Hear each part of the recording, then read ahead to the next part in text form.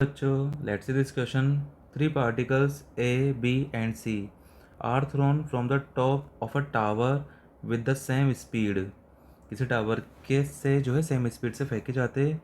A is thrown straight up, B is thrown straight down, and C is thrown horizontally.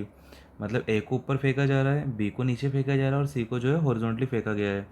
They hit the ground with the speeds VA, VB and VC respectively. तो इन तीनों में क्या relation होगा? तो अगर मान लो हम starting में अगर बात करें पार्टिकल ए की, ठीक है, तो पहले तो हम लोग हाइट वगैरह और जो है इसका इनिशियल वेलोसिटी मान लेते हैं. लेट इनिशियल वेलोसिटी ये हमने मान लिया यू. हाइट की अगर बात करें तो हाइट हमने मान लिया एच. अब फॉर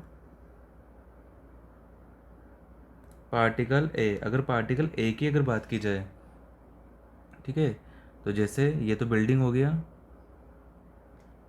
ये और ये लेट सपोज ये ग्राउंड है, ठीक है. तो हम लोग बिल्डिंग के टॉप पे खड़े होकर पार्टिकल ए को ऊपर की तरफ फेंक रहे हैं. ये पार्टिकल ए ये ऊपर फेंका जा रहा है यू स्पीड से, राइट. तो इसका जो फाइनल स्पीड होगा तो वो क्या होगा? V square is equal to u square plus 2g.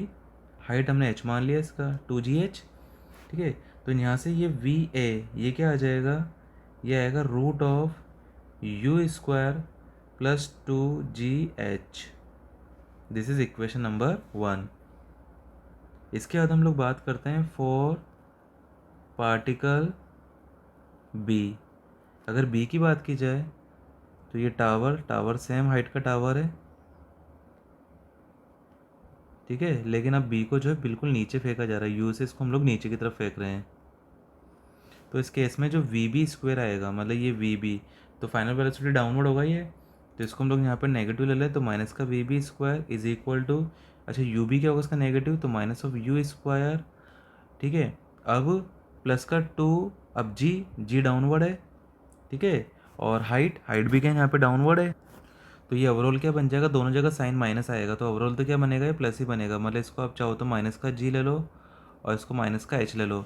ऐसे इक्वेशन वन जो हमने बनाई है, तो यहाँ पर जी और एच दोनों क्या यहाँ पे नेगेटिव नेगेटिव है, ठीक है.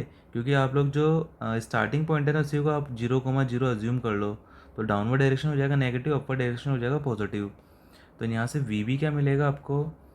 We B is equal to root of u square plus का 2gh ये मिलेगा आपको. तो मतलब पार्टिकल है और पार्टिकल बी के लिए तो वेलोसिटी क्या आ रही है? सेम आ रही है. अब हम लोग पार्टिकल सी की बात भी कर लेते हैं. तो फॉर पार्टिकल सी, तो पार्टिकल सी को जो है हॉरिजॉन्टली फेंका गया है. जैसे ये हाइट h है और ये पार्टिकल सी को ऐसे फेंका गया है, ठीक है. तो इसका पाथ कैसा होगा? प्रोजेक्टाइल इसका पाथ होगा. तो यहाँ पे हम लोग है ना पहले 1 बाय 1 दोनों डायरेक्शन की बात कर लेते हैं. तो पहले वाई डायरेक्शन की हम लोग बात कर लेते हैं. तो v square is equal to u square plus 2gh ये फॉर्मूला है. पहले हम लोग वाई डायरेक्शन की बात कर रहे हैं, सब जगह हमने वाई लिख दिया, ठीक है. तो ये v y square is equal to क्या आएगा? यू वाई कितना? 0, क्योंकि इसका जो इनिशियल वेलोसिटी वाई डायरेक्शन में वो 0 है. प्लस का 2 जी नेगेटिव एच नेगेटिव तो जी एच ही आ जाएगा. तो it will become v y is equal to root of 2gh. अगर बात की जाए वी एक्स की, तो वी एक्स किसके बराबर आएगा? यू एक्स के. और यू एक्स का वैल्यू क्या है? यू है.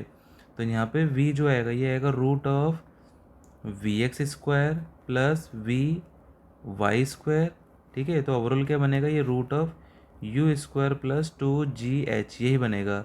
ये इक्वेशन थर्ड होगा. अब तीनों इक्वेशन में जो वेलोसिटी आ रहा है ना वो बिल्कुल सेम आ रहा है, राइट.